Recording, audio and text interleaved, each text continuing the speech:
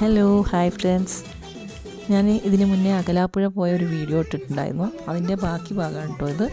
അപ്പോൾ ആ വീഡിയോ ആരെയും കാണാത്തതായിട്ടുണ്ടെങ്കിൽ ഒന്ന് എൻ്റെ ചാനലിൽ കയറി ആ വീഡിയോ ഒന്ന് കാണണേ. അതിൻ്റെ ബാക്കി ഭാഗമാണ് കേട്ടോ ഇത്. അപ്പം അന്ന് ഇതൊന്നിച്ചാവുമ്പം ഒരുപാട് ലെങ്ത് ആവുന്നു. അപ്പോൾ അതുകൊണ്ടാണ് കേട്ടോ ഞാൻ 2 ഭാഗമായിട്ട് വീഡിയോ അപ്ലോഡ് ചെയ്തത്. അപ്പം ബോട്ടിൽ അന്ന് ഉച്ചയ്ക്ക് ഞങ്ങൾക്ക് കഴിക്കാനുണ്ടായിരുന്നു ബിരിയാണി ആയിരുന്നു കേട്ടോ. രാവിലത്തെ ബ്രേക്ക്ഫാസ്റ്റൊക്കെ ഞാൻ കഴിഞ്ഞ വീഡിയോയിൽ കാണിച്ചല്ലോ. അപ്പം ഉച്ചയ്ക്ക് ബിരിയാണി ആയിരുന്നു. അപ്പം അതിൽ ഒരാൾക്ക് മാത്രമായിരുന്നു വെജ് ഉണ്ടായിരുന്നത്. അപ്പം അവർക്ക് സാമ്പാറും ചോറും അങ്ങനെ എന്തൊക്കെ ആയിരുന്നു. ബാക്കി എല്ലാവർക്കും ബിരിയാണി ആയിരുന്നു കേട്ടോ. ബിരിയാണിയൊന്നും കുഴപ്പമുണ്ടായിരുന്നില്ല. അപ്പം ഞങ്ങളുടെ യാത്രേൻ്റെ ആ കാര്യങ്ങളൊക്കെ ഞാൻ മറ്റേ വീഡിയോയിൽ കാണിച്ചിട്ടുണ്ട്. ഞങ്ങളുടെ ഡാൻസും പാട്ടും ഒക്കെ ഉള്ളത്. അപ്പോൾ കാണാത്തവരുണ്ടെങ്കിൽ എന്നെ ആ വീഡിയോയിൽ കണ്ട് എന്നെ സപ്പോർട്ട് ചെയ്യുക. അപ്പം ഒരുപാട് നന്ദിയുണ്ട് നിങ്ങളോടെല്ലാവരോടും. കാരണം ഞാൻ ഇത് തുടങ്ങുന്ന സമയത്ത് തന്നെ ഞാൻ എൻ്റെ മോൻ്റെ അടുത്ത് പറഞ്ഞിട്ടുണ്ടായിരുന്നു. അപ്പോൾ അവൻ്റെ അടുത്ത് പറഞ്ഞു, അമ്മ 100 സബ്സ്ക്രൈബർ ആയാൽ തന്നെ വലിയ കിട്ടലാണെന്ന്. അപ്പോൾ കാരണം അവനും വിചാരിച്ചു 100 സബ്സ്ക്രൈബൊക്കെ ആവുക വെച്ചാൽ കുറച്ച് ബുദ്ധിമുട്ടാണെന്നുള്ളത്. അപ്പോൾ ഞാൻ ഇന്നിപ്പോൾ പറയണ്ടായി അവൻ്റെ അടുത്ത്, ഒന്ന് കയറി നോക്കടാ അമ്മയുടെ ചാനലിൽ എത്ര സബ്സ്ക്രൈബറായി. അപ്പോൾ അവന് ഒരുപാട് സന്തോഷമായിട്ടോ. കാരണം ഞാനും ഒട്ടും പ്രതീക്ഷിച്ചില്ല ഇത്രയും. വെച്ചാൽ ഇതൊക്കെ തുടക്കംകാരി എന്ന നിലയ്ക്ക് എനിക്ക് ഭയങ്കര ഒരു ഇത് തന്നെയല്ലേ. കാരണം 299 സബ്സ്ക്രൈബറിനൊന്നും ഞാൻ ഒരിക്കലും പ്രതീക്ഷിക്കാത്തതാണല്ലോ. അപ്പോൾ അതുകൊണ്ട് നിങ്ങളോടൊന്നും എത്ര നന്ദി പറഞ്ഞാലും മതിയാവില്ല. ഇനിയും മുന്നോട്ടുള്ള യാത്രയിൽ നിങ്ങളും എന്നോടൊപ്പം ഉണ്ടാവണം. നിങ്ങളുടെ സപ്പോർട്ട് ഒന്നുകൊണ്ട് മാത്രമാണ് എനിക്ക് ഈ ഒരു സബ്സ്ക്രൈബേഴ്സെങ്കിലും ഉണ്ടാവാൻ പറ്റിയത്. അപ്പം നിങ്ങൾക്ക് എൻ്റെ ചാനലിൽ ഞാൻ ചെയ്യുന്ന വീഡിയോസ് ഇഷ്ടമാകുന്നുണ്ടെങ്കിൽ അതിൻ്റെ അഭിപ്രായം കൂടി ഒന്ന് കമൻറ്റായിട്ട് രേഖപ്പെടുത്തണം കേട്ടോ. പിന്നെ ഞാൻ നെയിൽ ആർട്ട് ചെയ്യുന്നുണ്ട്. അത് നിങ്ങൾക്ക് ഇഷ്ടമാകുന്നുണ്ടെങ്കിൽ കമൻറ്റ് ചെയ്യുക. പിന്നെ ലെങ്ത്തുള്ള വീഡിയോ ചെയ്യണം. ഇതാണ് എന്താണെന്ന് വെച്ചാൽ ഓരോ തിരക്ക് കാരണം ചിലപ്പോൾ ഡാൻസ് ക്ലാസ്സിലൊക്കെ പോകേണ്ടി വരുമ്പം വന്ന് അപ്ലോഡ് ചെയ്യലും പിന്നെ വീട്ടിലത്തെ കാര്യങ്ങളും എല്ലാം കൂടി നോക്കുമ്പോഴേക്കേ ഒന്നും കഴിയില്ല. അപ്പം അതാണ് കുറച്ച് ലേറ്റായി പോകുന്നത് കേട്ടോ. ലെങ്ത്തുള്ള വീഡിയോ, ഷോർട്ട് വീഡിയോ ആകുമ്പോൾ പിന്നെ നമുക്ക് പെട്ടെന്ന് ചെയ്യാൻ പറ്റുമല്ലോ. ഇത് ഞങ്ങൾ ബോട്ടിൽ ഒരു മ്യൂസിക്കൽ ചെയർ ചെയ്തതാണ് കേട്ടോ. നല്ല രസമായിരുന്നു കേട്ടോ ആ യാത്ര. ഇങ്ങനെയുള്ള ഓരോ യാത്രകൾ നമുക്ക് എപ്പോഴും മെമ്മറിയിൽ വെക്കാൻ പറ്റുമല്ലോ. ഫ്രണ്ട്സിനോടൊപ്പമുള്ള യാത്ര എന്ന് പറഞ്ഞാൽ ഒരു വല്ലാത്തൊരു അനുഭവം തന്നെയല്ലേ അത്. ഡാൻസ് ഡേൻ്റെ വീഡിയോ ഒന്നും ഞാൻ പറഞ്ഞില്ല ഇതുവരെ. ഞാനൊന്നും അതെടുത്ത് വീഡിയോ ഒക്കെ ഫോണിൽ തന്നെ ഇരിപ്പുണ്ട്. അതൊന്നും ഞാൻ അപ്ലോഡ് ചെയ്യാൻ നോക്കിയിട്ടില്ല. കാരണം അതിൽ വോയിസ് ഓവർ കൊടുക്കലും അതും എല്ലാം കൂടി കഴിഞ്ഞില്ല. ഞാൻ പറഞ്ഞില്ലേ, ഓരോ അസുഖങ്ങളും കാര്യങ്ങളും ഒക്കെ ആയതുകൊണ്ട് തന്നെ അതവിടെ കിടന്നുപോയി. അപ്പം ഞാനും മെല്ലെ മെല്ലെ ഞാൻ ചെയ്യാം കേട്ടോ, അപ്ലോഡ് ചെയ്യുന്നതായിരിക്കും. അപ്പം ഈ വീഡിയോ നിങ്ങൾക്ക് ഇഷ്ടമായിട്ടുണ്ടെങ്കിൽ നിങ്ങൾ എന്തായാലും ലൈക്ക് ചെയ്യണം, കമൻറ്റ് ചെയ്യണം, നിങ്ങളുടെ അഭിപ്രായങ്ങളൊക്കെ പറയുക. ഇനി എന്തെങ്കിലും തെറ്റുകുറ്റങ്ങളുണ്ടെങ്കിൽ അതും. കാരണം എനിക്ക് തുടക്കമായതുകൊണ്ട് എനിക്ക് വലിങ്ങനെ ഇതിനെപ്പറ്റിയൊന്നും വലിയ ഐഡിയ അറിയില്ല, യൂട്യൂബിനെ പറ്റിയിട്ടൊന്നും. അപ്പം എനിക്ക് പറ്റുന്ന തരത്തിലുള്ള വീഡിയോ ചെയ്യുന്നതെന്ന് മാത്രം. നെയിൽ ആർട്ടും ചെയ്യുന്നുണ്ട്.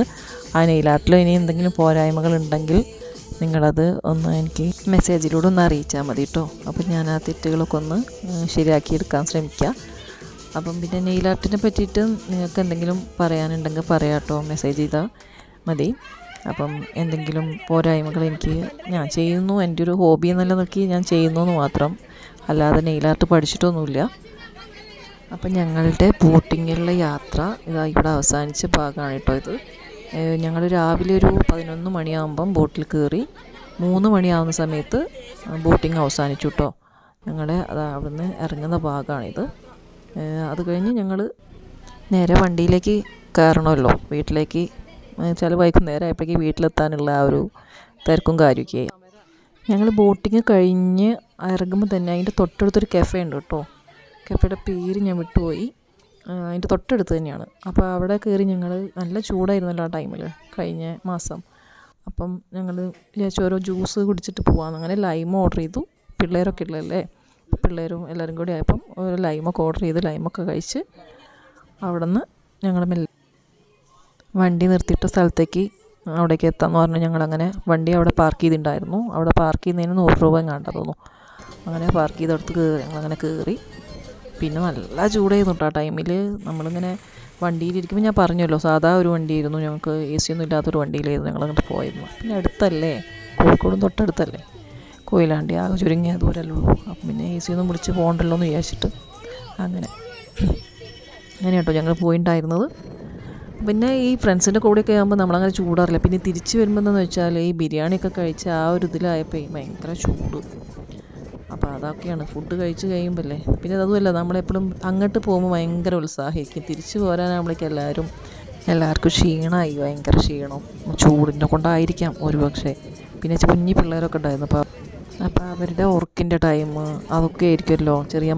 ചെറിയ മക്കളെയൊക്കെ കൊണ്ട് യാത്ര പോകുകയെന്ന് പറയുമ്പോൾ കുറച്ചൊരു ബുദ്ധിമുട്ടാണല്ലോ. അത് എല്ലാവർക്കും അറിയാവുന്ന കാര്യമാണല്ലോ, അനുഭവിച്ചവരെല്ലാവരും ഉണ്ടാവുമല്ലോ. അപ്പോൾ നിങ്ങൾക്ക് എല്ലാവർക്കും അറിയുന്ന കാര്യമില്ലേ അങ്ങനെ യാത്ര ചെയ്യുമ്പോഴുള്ള ബുദ്ധിമുട്ട്. ഒന്നാമത് അച്ഛന്മാരൊന്നും കൂടില്ല, ഞങ്ങൾ മാത്രമല്ലേ, ലേഡീസ് മാത്രമായിരുന്നല്ലോ പിള്ളേരെയും കൊണ്ട് പോകുന്നത്. അപ്പം അതിൻ്റെതായ ബുദ്ധിമുട്ടുകൾ ഉണ്ടാവുമല്ലോ. അപ്പം പിന്നെ ഇതാണ് കേട്ടോ ഞങ്ങളുടെ സ്റ്റാർ കെയർ ഹോസ്പിറ്റൽ, തൊണ്ടയാട് ഉള്ള സ്റ്റാർ കെയർ ഹോസ്പിറ്റൽ. ഏകദേശം ഞങ്ങളുടെ വീടിൻ്റെ അടുത്തൊക്കെ എത്താറായി. അപ്പം ഞങ്ങൾ എവിടെ നിന്നാണോ കയറിയത് അവിടെ തന്നെയാണ് കേട്ടോ ഞങ്ങൾ ഇറങ്ങിയതും. ഞാൻ മറ്റേ ആദ്യത്തെ വീഡിയോയിൽ കാണിച്ചിട്ടുണ്ടായിരുന്നല്ലോ, ഞങ്ങൾ കയറിയത് തൃക്കോവിൽ ശ്രീകൃഷ്ണ ക്ഷേത്രത്തിൻ്റെ മുന്നിൽ നിന്നായിരുന്നല്ലോ. അപ്പോൾ അവിടെ തന്നെയാണ് ഞങ്ങൾ ഇറങ്ങുന്നത് കേട്ടോ. അപ്പോൾ അവിടെ ബൈപ്പാസിൻ്റെ പണിയൊക്കെ നടന്നുകൊണ്ടിരിക്കുകയാണ്.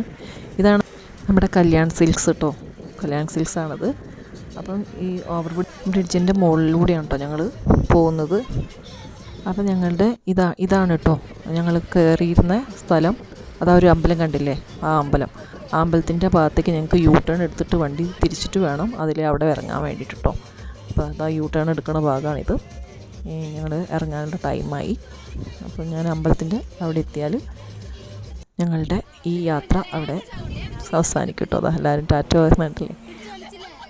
അപ്പം നിങ്ങളുടെ എല്ലാവരുടെയും സപ്പോർട്ട് ഞാൻ എല്ലാ പ്രാവശ്യവും പറയുമ്പോൾ തന്നെ എൻ്റെ ചാനൽ സബ്സ്ക്രൈബ് ചെയ്യാത്തവർ സബ്സ്ക്രൈബ് ചെയ്യുക, ലൈക്ക് ചെയ്യുക, കമൻറ്റ് ചെയ്യുക, ഷെയർ ചെയ്യുക. ഇഷ്ടമായാലും ഇഷ്ടമായില്ലെങ്കിലും കമൻറ്റ് ചെയ്യുക കേട്ടോ.